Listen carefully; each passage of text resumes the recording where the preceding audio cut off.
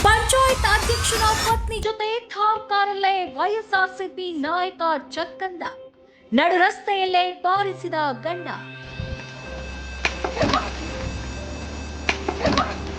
ತಿರುಪತಿ ವಿಭಾಗದ ಕಾರ್ಯಾಧ್ಯಕ್ಷ ಹರಿಪ್ರಸಾದ್ ರೆಡ್ಡಿ ಮೇಲೆ ಚಿತ್ತೂರು ಜಿಲ್ಲೆಯಲ್ಲಿ ದಾಳಿ ನಡೆದಿದೆ.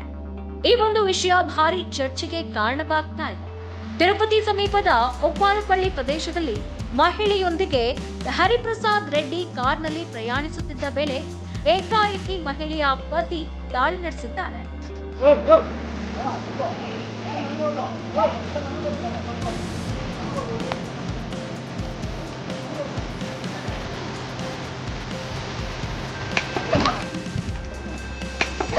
ಮಾಹಿತಿಯಂತೆ ಮಹಿಳೆಯ ಪತಿ ಹರಿಪ್ರಸಾದ್ ರೆಡ್ಡಿ ಅವರ ಕಾರನ್ನ ತಡೆದು ಅವರ ಮೇಲೆ ಹಲ್ಲೆ ನಡೆಸಿದ್ದಾನೆ ಅಂತ ಸ್ಥಳೀಯರು ಹೇಳ್ತಿದ್ದಾರೆ.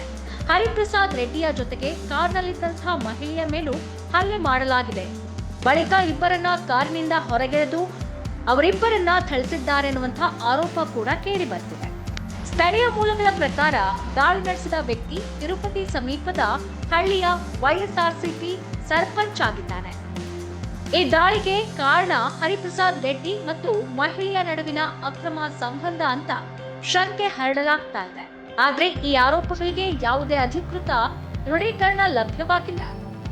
ದಾಳಿಯ ನಂತರ ಹರಿಪ್ರಸಾದ್ ರೆಡ್ಡಿ ಅವರ ಕಾರನ್ನ ನಾಶಪಡಿಸಿ ಮಹಿಳೆಯೊಂದಿಗೆ ಪತಿ ತೆರಳಿದ್ದಾನೆ ಅಂತ ಮಾಹಿತಿ ಲಭ್ಯವಾಗಿದೆ.